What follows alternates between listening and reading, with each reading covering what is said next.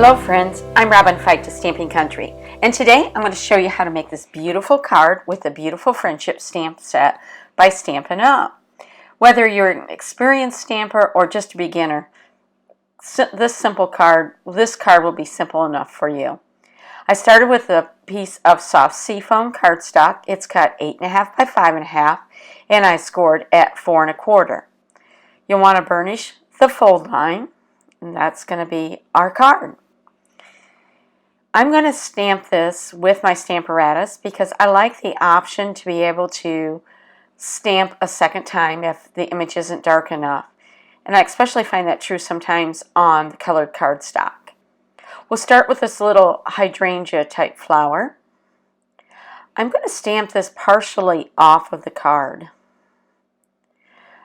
It's going to be tone on tone. I'm going to stamp with soft seafoam ink on the soft seafoam cardstock. I love these colors for this time of year. They just look like autumn to me.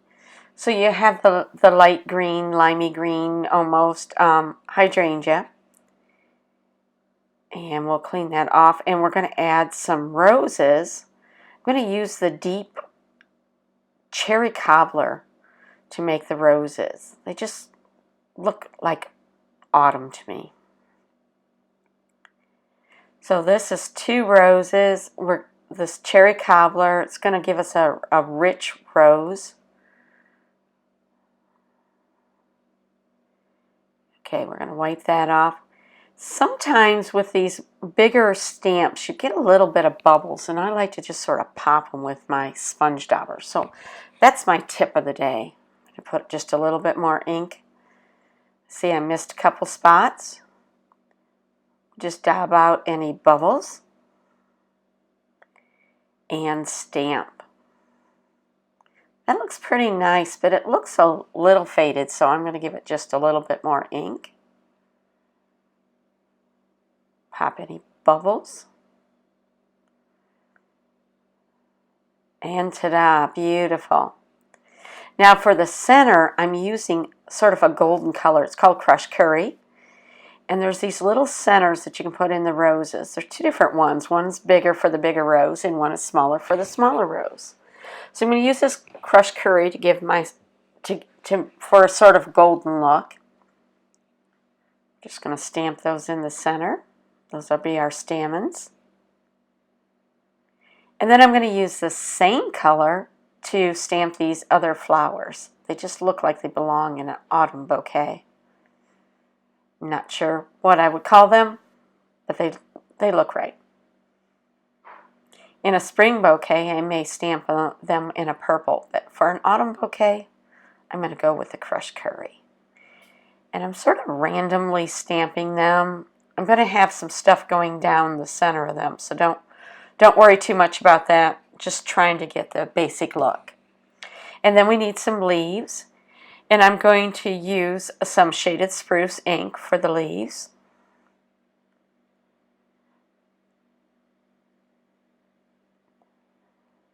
And again, don't worry. Don't overthink where you're putting the leaves.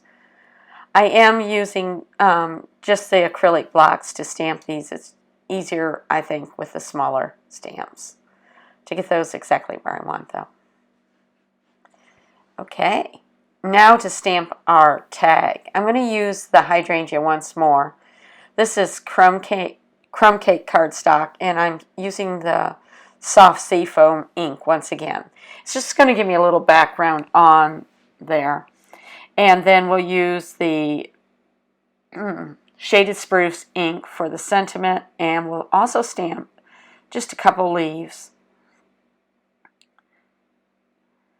And that's going to give us our tag. Now, here is the tip. I did a card earlier in the week with these beautiful bows dies. It was a beautiful card. If you want, you can see that on my blog. But I'm going to just use this little label die to cut out my label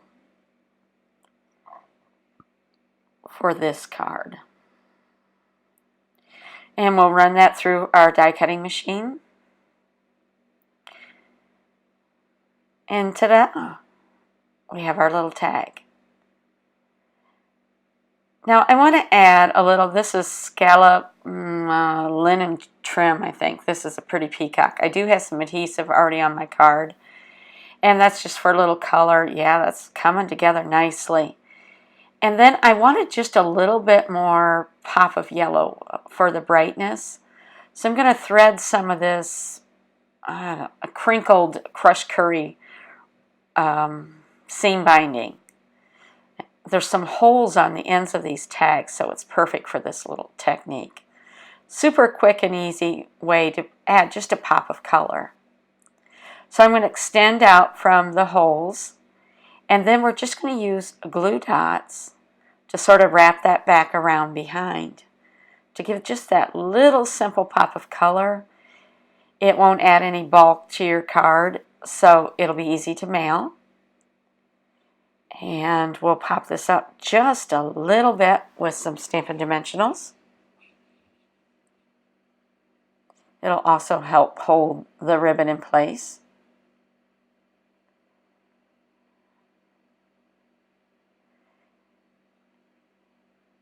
And ta-da, ta-da! Thanks so much for stopping by. If you enjoyed this project, be sure to like, and if you haven't already, be sure to subscribe. Have a fabulous day.